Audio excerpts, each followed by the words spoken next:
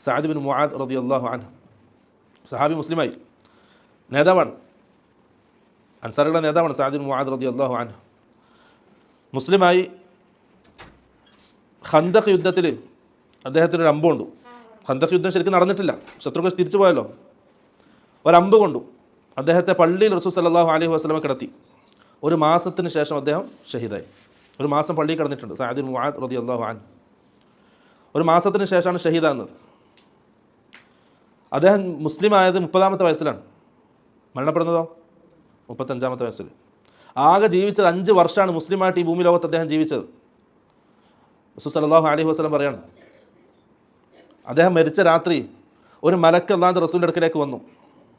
എന്നിട്ട് പറഞ്ഞു, നിങ്ങളുടെ സഹാബാക്കളിൽ ഇന്നലെ രാത്രി ഒരാൾ മരണപ്പെട്ടിട്ടുണ്ട്.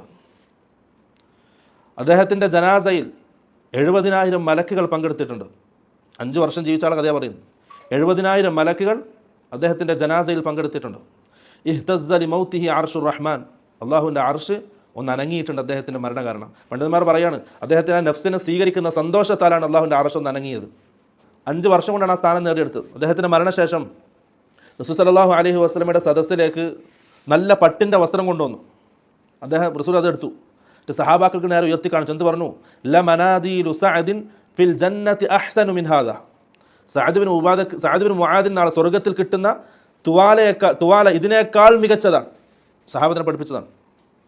അബൂ സഈദ് അൽ ഖുദരി റളിയല്ലാഹു അൻഹു സഹാബി പറയാണ്, സഅദ് ബിൻ മുആദ് മരണപ്പെട്ടപ്പോൾ അദ്ദേഹത്തിൻ്റെ ഖബർ കുഴിക്കുന്നതിൽ ഞാനുണ്ടായിരുന്നു. ഞാൻ അദ്ദേഹത്തിന് വേണ്ടി ഖബർ കുഴിക്കുകയാണ്. നമ്മൾ ഓരോ കോര് മണ്ണെടുക്കുമ്പോഴും ഖബറിൻ്റെ കുഴി ആഴം കൂടും തോറും അതിൽ നിന്ന് നല്ല കസ്തൂരിയുടെ മണം നമുക്ക് അനുഭവിക്കുമായിരുന്നു. സഹിഹായ ഹദീസാണ്. ആ മയ്യത്ത് ഖബറിലേക്ക് എത്തിയിട്ടില്ല, അപ്പോഴേക്കും ഖബർ കസ്തൂരിയുടെ മണം പൂശാൻ തുടങ്ങി. 5 വർഷം കൊണ്ട് ആ സഹാബി ബാക്കിയാക്കിയതാണ്. ഒന്ന് ആലോചിച്ച് നോക്കി നമ്മുടെ അവസ്ഥ. ഇത്രയും വർഷം ജീവിച്ചിട്ട് എന്ത് ചെയ്തു, അള്ളാഹിൻ്റെ ദീനിന് വേണ്ടി എന്ത് ചെയ്തു എന്ന് വെച്ചാൽ നമുക്ക് പറയാനൊന്നുമില്ല. മറ്റുള്ളവർ പറയാനല്ല, സ്വന്തത്തിനോട് പറയാൻ തന്നെ ഒന്നുമില്ല. നമ്മൾക്ക് വേണ്ടിയിട്ട് എന്ത് ചെയ്തിട്ട് നിസ്കരിച്ചിട്ടുണ്ട്, മറ്റുള്ള വിഭാഗത്തിലൊക്കെ സ്വന്തത്തിന് വേണ്ടി ചെയ്തിട്ടുണ്ട്. അള്ളാഹിൻ്റെ ദീനിന് വേണ്ടി എന്ത് പണിയെടുത്തു എന്ന് ചോദിച്ചാൽ പ്രിയമുള്ളവരെ പറയാൻ എന്തില്ലെങ്കിൽ അത് വലിയ നഷ്ടമാണ്. എല്ലാവർക്കും ആരോഗ്യമുണ്ട്, അള്ളാഹു നൽകിയ രീതിയിൽ നല്ല രീതിയിൽ ദുനിയാവ് നൽകിയിട്ടുണ്ട്, പണിയെടുത്തു ആഖിറത്തിന് വേണ്ടിയിട്ട്. അള്ളാഹിൻ്റെ ദീനിന് വേണ്ടി പണിയെടുത്താൽ അത് ബാക്കിയാവും, മറ്റെല്ലാ മരണത്തോടെ അവസാനിക്കും, അത് മാത്രമേ ബാക്കിയാവും.